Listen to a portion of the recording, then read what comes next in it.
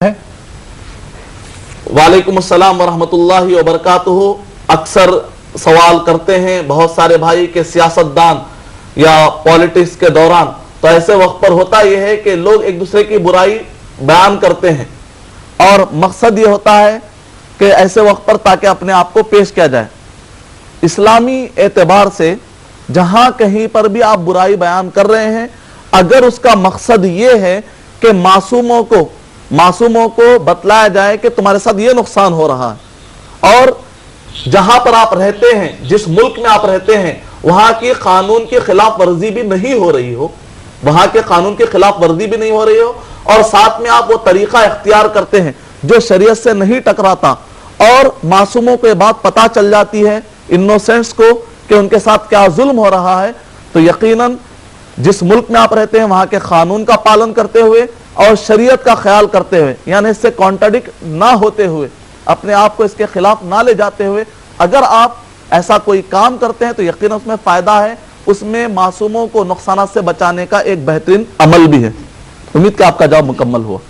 शुक्रिया मदनी साहब। आइए और एक कॉलर को शामिल करते हैं। नाजरीन, जानते हैं इनका सवाल क्या है। हेलो हेलो हेलो जी, अस्सलाम वालेकुम।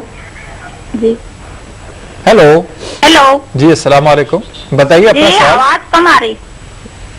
जी, अपने टीवी की आवाज कम कर दीजिएगा। जी अपने टीवी की आवाज बिल्कुल म्यूट कर दीजिए। हेलो जी हेलो, हेलो आपकी आवाज आ रही है, बताइए क्या सवाल है। जी, मुहर्रम पे ताजिया बनाना और शरबत पिलाना हजरत इमाम हुसैन के नाम से, ये कैसा है? जी देखिए, आज का उन्वान हमारा गिबत से मुताल्लिक है। अगर आप गिबत से मुताल्लिक कोई सवाल करते हैं तो बताइए, जो सवाल आप करना हो आइंदा टॉपिक जब रहेगा तब सवाल कीजिएगा। जी बताइए। जी हेलो जी जी बताइए। हाँ, मुहर्रम पे ताजिया बनाना हजरत इमाम हुसैन के नाम से, शरबत पिलाना और ये खाना खिलाना, ये कैसा है? देखिए, आज हमारा टॉपिक गिबत से मुताल्लिक है। आपके पास अगर गिबत से मुताल्लिक कोई सवाल पूछना हो तो आप बताइए। इस सवाल को हम आइंदा कभी शामिल करेंगे किसी उन्वान के तहत।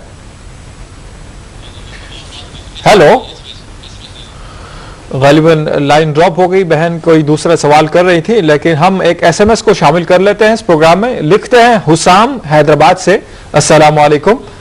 ऐसी कौन सी आयत है जिसमें गिबत का जिक्र किया गया है और हदीस का भी कोई हवाला बयान फरमाएं।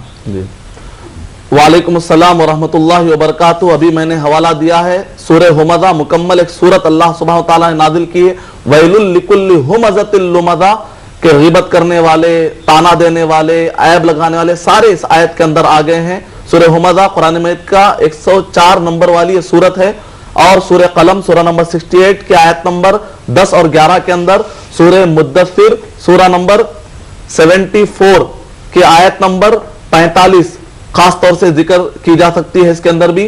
और खास तौर से जो क्लियर स्टेटमेंट आया है, वला यग़्तब बअदुकुम बअदा, कि तुमको चाहिए कि गिबत हरगिज ना करें, हराम है। सूरह हुजरात सूरह नंबर 49 आयत नंबर 12 के अंदर।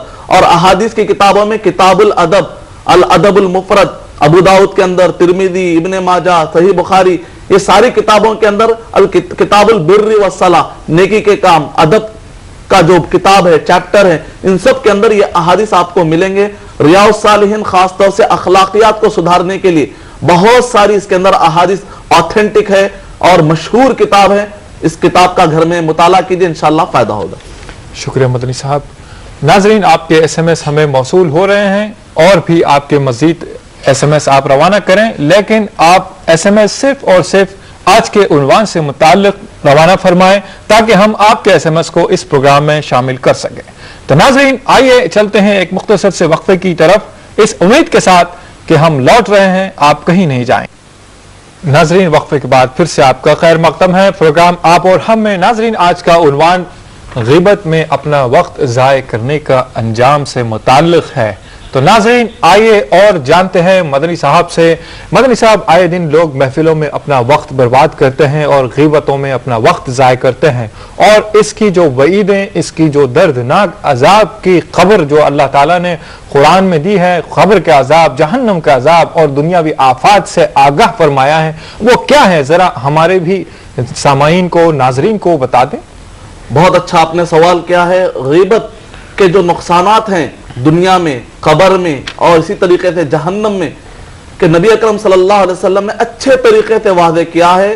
कहा वला तग़ताबू, कि तुम गीबत मत करो, वला तत्तबिउ औरातल मुस्लिमीन, मुसलमानों के बुराइयों को झांक झांक कर, बालों में आदत होती है झांकना, मालूमात करना, जासूसी करना, तोह में लगना, पीछे लगना, फिर उसके बाद बुराई बयान करना, ये सब अच्छी आते नहीं है। नबी अकरम सल्लल्लाहु अलैहि वसल्लम ने फरमाया कि जो कोई किसी भी मुसलमान के पीछे लगेगा तो अल्लाह सुब्हानहू व तआला भी उसका पीछा उठाएगा, और वो आदमी अगर दूसरे मुसलमान को नुकसान पहुंचाएगा और भरे बाजार में किसी की, जैसे कहते हैं, इज्जत नीलाम कर देगा, इज्जत गंवाएगा, अल्लाह ने, नबी अकरम सल्लल्लाहु अलैहि वसल्लम ने कहा कि अल्लाह सुब्हानहू व तआला उस आदमी को नहीं छोड़ेंगे जब तक उसकी इज्जत भी सरे बाजार नीलाम ना हो जाए।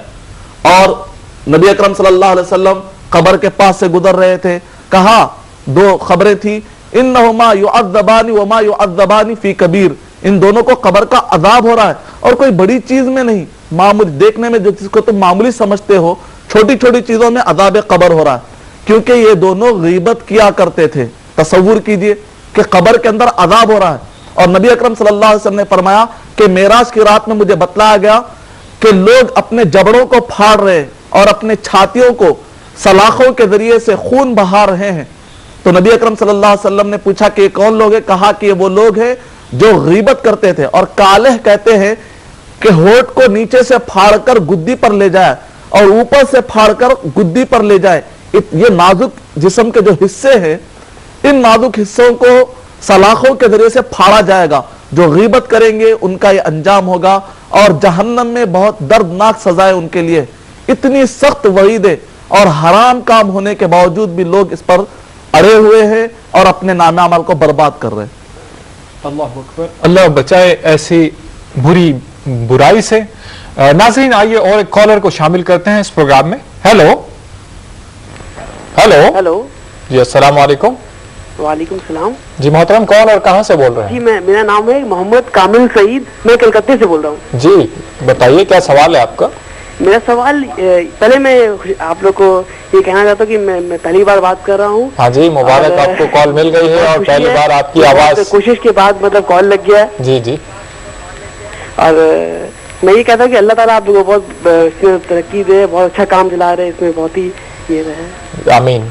जी। मेरा सवाल ये है मुफ्ती साहब से कि अगर मेरी कुछ दोस्तों, मुझे मालूम हो गया कि वो मेरा गीबत कर रहे हैं या मेरे पीठ पीछे चुगली कर रहे हैं, तो मेरा क्या अमल होना चाहिए, मेरा क्या रिएक्शन होना चाहिए? अगर मुझे मालूम हो गया कि वो मेरे पीछे पीठ पीछे चुगली कर रहे हैं, तो क्या मुझे माफ कर देना चाहिए उन्हें कि क्या, या उनके लिए मतलब क्या करना चाहिए? ये मैं थोड़ा सा ये एक्सप्लेनेशन चाहता हूँ उसके लिए। जी, बहुत शुक्रिया, आपने हमें कॉल किया भाई, आपने अच्छा सवाल किया है। मदनी साहब, भाई ने जो सवाल किया इसका जवाब बताएं। वालेकुम अस्सलाम व रहमतुल्लाहि व बरकातुहू। भाई ने अभी ये सवाल किया है कि अगर मुझे मालूम हो जाए कि कोई गीबत कर रहा है तो ऐसे वक्त पर मेरा रद्द अमल या रिएक्शन क्या होना चाहिए? क्या मुझे माफ कर देना चाहिए? यकीनन माफी की बड़ी फजीलत है। सूरह शोरा की अगर आयत पढ़ेंगे, फअज्रुहु अलल्लाह फमन अफा व अस्लहा फअज्रुहु अलल्लाह। कोई भी बंदा अमल करता है, नमाज पढ़ता है, रोजा रखता है, जरूरी नहीं एक आदमी को यकीन नहीं हो सकता कि उसका अमल कबूल हुआ या नहीं हुआ, लेकिन एक अमल ऐसा है, अल्लाह सुब्हानहू व तआला ने कुरान मजीद में कहा कि वो अमल कबूल होगा ही, वो है माफी का अमल। किसी को माफ कर देना, चलो दरगुजर कर देना, कि जो आदमी भी माफी का रास्ता अपनाएगा, अल्लाह पर वाजिब है कि अल्लाह सुब्हानहू व तआला उसको अजर देकर रहेंगे। लेकिन अगर आप माफ कर देंगे तो इसमें फायदा यह है कि आप अकेले बच गए जहन्नम से और आप अजर कमा लिए और जन्नत में चले गए। लेकिन इस्लाम तो चाहता है कि दूसरों को भी जहन्नम से बचाएं। तो ऐसे वक्त पर जिसके बारे में आपको मालूम हो कि ये आदमी गीबत कर रहा है, तो कभी आप टाइम निकाल कर कहे कि मुझे इत्तला मिल चुकी है, लेकिन मैं कोई उसका बुरा नहीं, मैं तुमको माफ करता हूं, लेकिन आपकी आदत अच्छी नहीं है क्योंकि इसमें आपका नुकसान है। कब्र का अजाब सुनाइए, जहन्नम का अजाब सुनाइए, उसको भी आप